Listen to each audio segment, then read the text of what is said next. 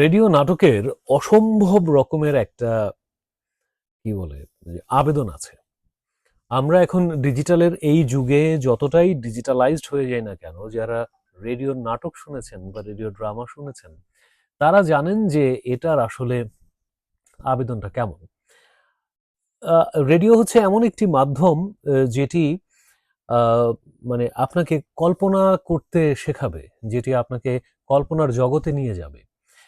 যেমন ধরুন, আপনি কোনো একটা কিছু শুনছেন, কোনো একটা গান শুনছেন, কিংবা আপনি কোনো কারো কথা শুনছেন, সেই মানুষটিকে আপনি দেখছেন না। তখন মানুষ চোখ বন্ধ করে আসলে কল্পনার জগতে চলে যায়। আর রেডিওর নাটকের ব্যাপারটাও অনেকটা এরকম আর কি। নাটক তো নরমালি আমরা টিভিতে বা আমরা প্রচার মাধ্যমে বিশেষ করে আমরা যখন দেখি আর কি, ভিজুয়ালি যখন দেখি তখন তো দেখতেই পাই। কিন্তু এই নাটকটা যখন রেডিওতে হয় বা রেডিওতে হতো, আমরা যখন শুনতাম, তখন যারা রেডিও নাটক শুনেছেন আপনারা জানেন যে আসলে কল্পনার জগৎটা তৈরি হয়ে যায়। প্রত্যেকটা ক্যারেক্টার, প্রত্যেকটা চরিত্র আপনি নিজে ভাবতে থাকেন যে এটা এমন, এটা এমন। সো যার ফলে রেডিও নাটকটা আসলে অন্যরকম একটা আবেদন তৈরি করে। রেডিও নাটকের আজকে এই ব্লগটা করার পেছনে রিজন একটাই, সেটা হচ্ছে যে আমরা নাটক নিয়ে একটু কথা বলবো, রেডিও নাটকের ইতিহাসটা একটু জানার চেষ্টা করব। পাশাপাশি আমি যে নাটকগুলি বানিয়েছি সেইগুলি নিয়েও, মানে কিভাবে সেই নাটকটা আসলে হলো বা বানিয়েছিলাম সেটা নিয়েও আপনাদেরকে একটুখানি বলবো। রেডিও নাটকের যাত্রা যতদূর জানা যায় যে শুরু হয়েছিল 1920-এর দশকে, খুব বেশি দিন না। সো 1920-এর দশকে আহ, ওই সময়টাতে ঠিক 1921 সালে পিটার্সবার্গে কেডিকে এ রেডিও স্টেশন ছিল একটা। সো কেডিকে এ রেডিও স্টেশনে a rural line of education নামে একটা ছোট স্কেচ প্রচারিত হয়েছিল, সংক্ষিপ্ত স্কেচ, মানে একটা ছোট আকারে, প্রথমবার পৃথিবীর ইতিহাসে। সো সেইটা যখন প্রচারিত হয় সেটা অন্য রকমের একটা আবেদন তৈরি করে এবং মানুষ প্রচন্ড রকমের ফ্যাসিনেটেড হয়। এই প্রথমবার মানুষ এই ধরনের কিছু একটা মানে রেডিওতে শুনতে পেয়েছে। সো সেটিই ছিল 1921 সালের সেই নাটকটি ছিল রেডিওর প্রথম নাটক। তারপর ধীরে ধীরে সেটা প্রচার হওয়ার পরে রেডিওর মধ্যে একটা ভিন্ন রকমের ডাইমেনশন তৈরি হলো। মানুষ তখন এই নাটকের প্রতি, মানে রেডিওতে তো যোগাযোগ, মানে তখনকার অনেক বড় একটা যোগাযোগ মাধ্যম রেডিও, পাশাপাশি হচ্ছে বিনোদন মাধ্যমও। কিন্তু এইটা যে মানে এই ধরনের একটা কিছু করা যায়, সেটি আসলে প্রথমবার মানুষ উপলব্ধি করলো 1929 সাল। এর পরবর্তী সময়টাকে রেডিওর স্বর্ণযুগ বলা হয়।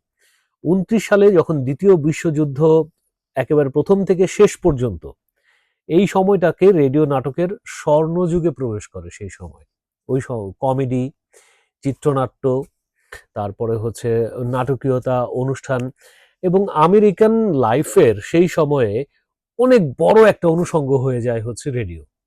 রেডিওর উত্থানটা মূলত সেখান থেকেই আর কি, এত বড় করে। সো এই সময়টাতে বিবিসি অনেক বড় একটা ভূমিকা পালন করেছিল। বিবিসি দ্বিতীয় বিশ্বযুদ্ধের সময় থেকে শুরু করে বা সেই সময়টাতে, বিশেষ করে 1923 সালের 16ই ফেব্রুয়ারি বিবিসিতে প্রথম তাদের রেডিও নাটক প্রচারিত হয় এবং সেই নাটকটি ছিল খুবই বহুল পরিচিত। মানে একটা উপন্যাস থেকে, বিশেষ করে শেক্সপিয়ার ও জুলিয়াস সিজারের দ্য কোয়ারেল সিন, এই নাটকটি হচ্ছে প্রচারিত হয়েছিল এবং এই নাটকটি তখন একেবারে মার মার কাট কাট একটা অবস্থা। সো বিবিসির অবদানও আসলে অনেক বড় রেডিও নাটকের পেছনে। যেটা বলছিলাম যে শব্দ এবং কল্পনার ব্যবহার, রেডিও নাটক যখন আমরা শুনি তখন এই শব্দ আমাদের কল্পনা শক্তিকে জাগিয়ে তোলে। প্রত্যেকটা মানুষ, আপনি যদি এখনো নাটক শোনেন, ইনফ্যাক্ট এই ব্লগ শুনতে শুনতে যদি আপনি কোনো একটা নাটক শোনেন, আপনি দেখবেন যে আপনার কল্পনা শক্তিটা বেড়ে যাবে। আপনি কল্পনা করতে শুরু করবেন। আপনি দুজন মানুষের কথোপকথন হচ্ছে এই বিষয়টা আপনি কল্পনা করবেন। সো এই যে কল্পনা শক্তির যে উপলব্ধি, এটার অনেক বড় একটা ইম্প্যাক্ট ছিল হচ্ছে রেডিওর নাটকের। সাউন্ড ইফেক্ট, গানের ব্যবহার, গল্প, চরিত্র ফুটিয়ে তোলা, বিশেষ করে সাউন্ড দিয়ে একটা চরিত্র ফুটিয়ে তোলা, সাউন্ড দিয়ে একটা এনভায়রনমেন্টকে তৈরি করা, শুধুমাত্র শব্দের ব্যবহার করে একটা পুরো ঘটনাকে মানুষের কল্পনার খোরাক তৈরি করার জন্য সামনে হাজির করা, এই বিষয়গুলো রেডিও নাটকটাকে আসলে এইভাবে তুলে ধরেছে। এরপর যখন আস্তে আস্তে টেলিভিশনের উত্থান হলো, অর্থাৎ টেলিভিশনের যুগ যখন ধীরে ধীরে শুরু হলো, তখন অবশ্য রেডিও নাটকের একটু আবেদন কমতে শুরু করলো, কারণ মানুষ তখন দেখতে শুরু করলো। এতদিন তো মানুষ শুধু শুনতো, এখন মানুষ দেখতে শুরু করেছে, অর্থাৎ ভিজুয়ালের যুগটা চলে এসেছে। সো এইটা রেডিও নাটকের একটা বড় ইম্প্যাক্ট ফেলেছে। কিছুটা কমেছে, কিন্তু অনেক গুরুত্বপূর্ণ শিল্প মাধ্যম হিসেবে তখন রেডিও মোটামুটি ওয়ার্ল্ড ওয়াইড জায়গা করে নিয়েছে। 70-এর দশকে বাংলাদেশে রেডিওর পুনর্জাগরণ হয়েছিল। আপনারা জানেন যে আমাদের 70-এর দশক বলতে আমি বোঝাচ্ছি যে 1971-এ যখন আমাদের মুক্তিযুদ্ধ হলো, সেই সময়টাতে মানুষের একমাত্র অবলম্বন ছিল রেডিও। এবং তখন রেডিওতে হচ্ছে আহ, আহ, যে ধরনের অনুষ্ঠান হতো, যে ধরনের গান হতো, পুঁথি হতো, এই সব কিছু আমাদের মুক্তিযুদ্ধে অনেক বড় একটা বুস্ট করেছে। বিশেষ করে আমাদের মুক্তিযোদ্ধা যারা ছিলেন, যারা এই যুদ্ধে সবকিছু রেখে ঝাঁপিয়ে পড়েছিলেন, তাদের মোরাল বুস্টারের জন্য এই রেডিও বিশাল বড় ভূমিকা পালন করে। সো 70-এর দশক ছিল মূলত বাংলাদেশে রেডিওর পুনরুজ্জীবনের একটা যুগ। সো এই যেটা আর কি মোটামুটি ছোট্ট ইতিহাস হচ্ছে এটাই রেডিওর। এবার আসি যে আমার রেডিও নাটক তৈরি করার পেছনের ছোট্ট ইতিহাস। আমি যখন ছোট ছিলাম, ইনফ্যাক্ট আমাদের আহ, কত বছর হবে আমার, মানে আমি যখন বুঝতে শিখি আর কি, ধরুন 3-4 বছর বা 4-5 বছর, ছোট মানুষ, আমার ছোটবেলার অনেক স্মৃতি মনে আছে। মানে এত ছোট, অনেকে বিশ্বাস করে না, কিন্তু আমার মনে আছে আমি এগুলো ভেরিফাই করেছি বাসায় কথা বলে বলে। তারাও অবাক হয়েছে বাসার সবাই যে এই সময়ের স্মৃতি কি করে মনে থাকে। যাই হোক, সে আরেক গল্প, অন্য কোনো দিন বলবো আপনাদের। তো যেটা বলছিলাম যে আমাদের বাসায় হচ্ছে বিনোদনের একমাত্র মাধ্যম ছিল রেডিও।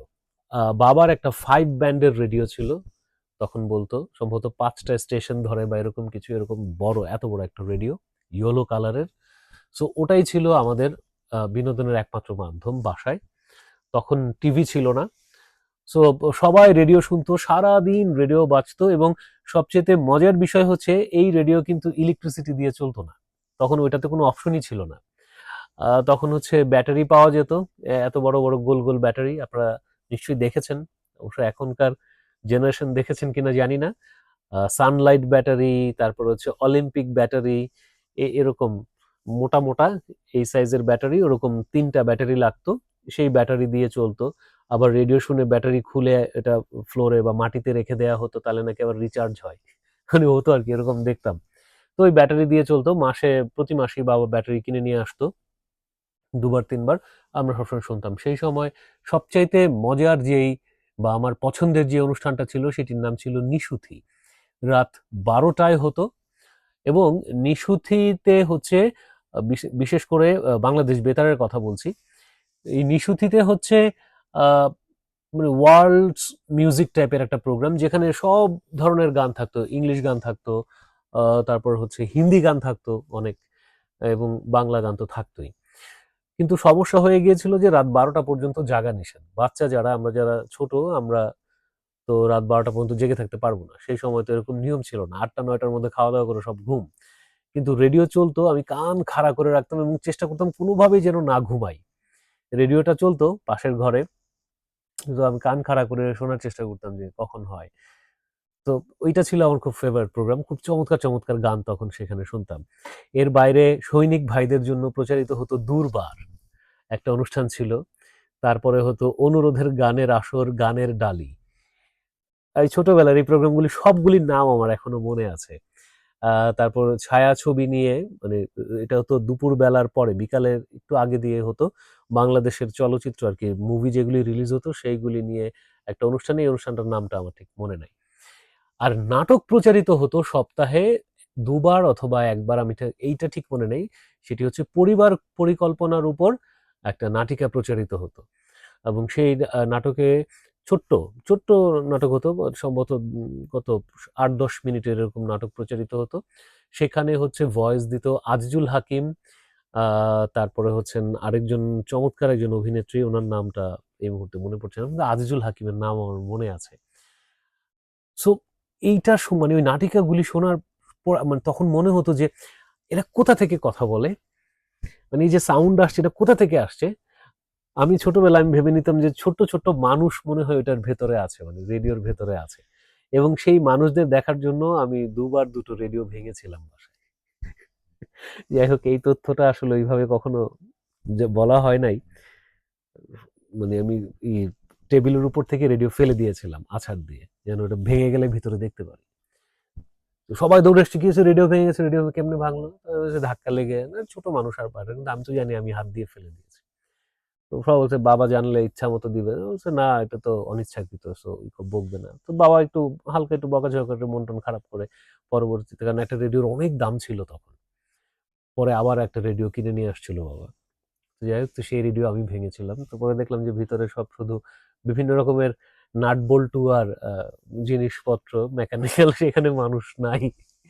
তো যাই হোক, তো সেই ছোটবেলার সেই নাটিকা, পরিবার পরিকল্পনা নিয়ে যে নাটিকা, সেই নাটিকা আমাকে প্রচুর প্রভাবিত করেছে। তো যখন একটা সময় আমি যখন রেডিওতে কাজ শুরু করলাম, এফএম রেডিওতে, তখন আমার মনে হলো যে আচ্ছা নাটক তো বানানো যায়। তখন বাংলাদেশের এফএম এ কেউ ধারাবাহিক বা সিঙ্গেল এরকম কোনো ভাবনা চিন্তা আসে নাই। সো মিনওয়াইল আমার যে ইনি সুপেরিয়র ছিলেন রেডিও আমারে সেই সময়, উনি সিঙ্গেল ড্রামা তৈরি করলেন আইডিয়া জেনারেট করে, এবং সেটা ভীষণ জনপ্রিয় হলো, মানুষ প্রচন্ড শুনলো। প্রথম নাটকটা ছিল সম্ভবত সাগরিকার একটি লাল গোলাপ, আমার মনে আছে এটা। তো এরকম করে আমরা আরো কিছু সিঙ্গেল ড্রামা করলাম, ব্রিজ নাম্বার 11 বা 41, এরকম বেশ কিছু নাটক, যেগুলি তখন যখন প্রচারিত হয়েছিল প্রথম বাংলাদেশের ইতিহাসে এফএম রেডিওতে নাটক। বেতারে মানুষ শুনেছে, কিন্তু এফএম রেডিওতে কেউ কখনো এরকম নাটক শোনেনি তখন। এবং এইটার যে ইম্প্যাক্ট, মানুষের চিঠি, এসএমএস, ফোন কল, এবং আবার পুনঃপ্রচার করতে হচ্ছে, বারবার আসছে, তো তখন আমরা ফিল করলাম যে হ্যাঁ, মানুষ তো আসলে এরকম কিছু চায়। তো যাই হোক, এর পরবর্তী কিছুদিন পরে যখন আমি রেডিওর দায়িত্ব নিলাম, তখন আমার কাছে মনে হলো যে সিঙ্গেল ড্রামা তো হয়ে গেছে, হোয়াই নট ধারাবাহিক। তো যখন এই প্রস্তাবটা আমি ম্যানেজমেন্টকে দিলাম, তারা একটু অবাক হলো যে ধারাবাহিক নাটক করতে চাও রেডিওতে, মানুষ শুনবে? বলছে হ্যাঁ ডেফিনেটলি শুনবে তো অবশ্যই, কিন্তু কন্টিনিউ করা একটু টাফ, কারণ ধারাবাহিক মানে তো আর একটা দুটো চরিত্র না, একটা গল্পের যতগুলি বাঁক আছে, গল্প যত দিকে যাবে সেখানে বিভিন্ন চরিত্র যুক্ত হতে থাকবে, তো এত মানুষ কিভাবে সম্ভব? তো আমি বললাম যে যারা অফিসে আছেন, শুধু একটাই হচ্ছে রিকোয়েস্ট, সেটি হচ্ছে যে কেউ যেন মানা না করে, মানে আমি যখন যাকে ডাকবো সে যেন আমাকে একটু সময় দেয়। তো এই সিউরিটিটা পেলাম। আমাদের তখন আমি প্রোগ্রামের দায়িত্বে আছি, আর আমাদের স্টেশনের দায়িত্বে ছিলেন কর্নেল সিদ্দিক। তো তখন রেডিও আমার কথা বলছি। তো তখন হচ্ছে প্রথম আমি নাটক তৈরি করলাম। সেই নাটকটার নাম, আমার প্রথম ধারাবাহিক নাটকের নাম হচ্ছে রং বেরং। আপনারা এই নাটকের লিঙ্কগুলি এই ভিডিওর নিচে আছে, চাইলে আপনারা শুনতে পারেন সেটি। রং বেরঙের স্টোরিটা ছিল খুব মজার একটা স্টোরি। সেটি হচ্ছে যে পুরনো ঢাকার একটা বাড়ি, একেবারে সদরঘাটের কাছাকাছি একটা বাড়ি, চারতলা একটা বাড়ি। তো সেই বাড়িতে হচ্ছে সদরঘাট, তো হচ্ছে একটা সময় বলা যেতে পারে যে বাংলাদেশের, মানে ভেতরকার বাংলাদেশের দরজা আর কি, শহরের দরজা। মানুষ বিশেষ করে বিভিন্ন অঞ্চলের মানুষ সদরঘাটের মাধ্যমেই এসে তারপর হচ্ছে ঢাকায় প্রবেশ করতো বা ঢাকায় ঢুকতো। ইনফ্যাক্ট আমরা যখন ছোট ছিলাম আমরা থাকতাম হচ্ছে মতলব, সো মতলব থেকেও আমরা লঞ্চে করে এসে এই সদরঘাট দিয়েই হচ্ছে ঢাকায় নানু বাড়ি আসতাম। তো ঘটনাটা ওরকমই যে ওইখানে একটা বাড়ি, যেখানে হচ্ছে দেশের বিভিন্ন অঞ্চলের মানুষ ঢাকায় এসে ওই বাড়ির যতগুলি ফ্ল্যাট আছে প্রত্যেকটা ফ্ল্যাটে ভাড়া নিয়েছে। আমি এই এই নাটকটা সম্ভবত 9-10-এর দিকে বানানো, 10-11 এই সময়টাতে হচ্ছে নাটকটা আমি স্টোরিটা লিখেছিলাম এবং নাটকটা বানিয়েছিলাম। যে ওই বাড়ির এক একটা ফ্ল্যাটে এক এক অঞ্চলের মানুষ ভাড়া নিয়েছে, এবং তারা তাদের কালচারটা মেনটেন করে, তাদের ভাষা, অর্থাৎ ফ্ল্যাটে কেউ হয়তো বরিশালের, কেউ নোয়াখালীর, কেউ হচ্ছে কুষ্টিয়ার, কেউ রাজশাহীর, কিন্তু সে তার ভাষাটাই কথা বলে, কারণ সে তো সেই কালচারটা মেনটেন করে। ঢাকায় এসে সে ঢাকার মতো হয় না। আবার বাড়িয়ালি বা বাড়িওয়ালা হচ্ছে পুরনো ঢাকার, এবং এই বাড়ির উপরে যারা থাকে একেবারে উপরে টপ ফ্লোরে হচ্ছে ব্যাচেলার 4-5টা ছেলে থাকে যারা পড়াশোনা করার জন্য একসাথে এখানে ভাড়া নিয়ে থাকে। আর ঠিক পাশের বাসায় হচ্ছে এই নাটকের নায়িকা বিউটিদের বাড়ি, মিস বিউটি, পুরনো ঢাকার। খুবই ইন্টারেস্টিং একটা গল্প ছিল এবং আপনারা অনেকেই এটা খুব পছন্দ করেছেন।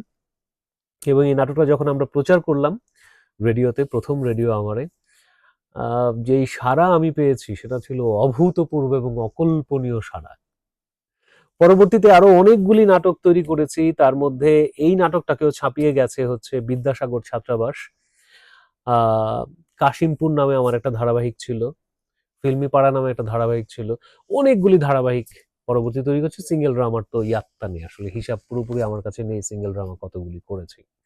এই নাটকগুলি বানানোর পর, মানুষ শোনার পরে যে ফিডব্যাকটা আমি সবচেয়ে বেশি পেয়েছি সেটি হচ্ছে, ওই যে বলছিলাম যে নাটকের ইতিহাস, সেখানে একটা জায়গায় আপনাদেরকে আগে আমি বলে এসেছিলাম যে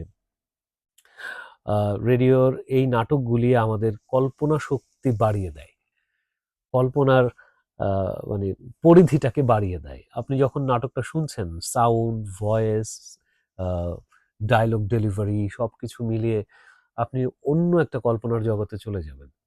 এবং এর চাইতে নির্মল আনন্দ খুব কম মাধ্যমেই আছে। রেডিওর মাধ্যমে আপনি যে নির্মল আনন্দটা পাবেন, সেটা আমার মনে হয় যে অন্যান্য গণমাধ্যম তার ধারে কাছেও নেই। এত নির্মল আনন্দ আপনি অন্যান্য গণমাধ্যমে পাবেন না। সো এটি ছিল মূলত রেডিওর নাটকের ইতিহাস আর আমার ধারাবাহিকেও বাকি নাটকের ইতিহাস। অন্য কোনো দিন অন্য কোনো বিষয় নিয়ে আবার কথা হবে। অনেকদিন পর এই ব্লগটা করছি, হোপফুলি আপনারা সবাই ভালো থাকবেন, নিরাপদ থাকবেন। সো আজ এ পর্যন্তই। আল্লাহ হাফেজ।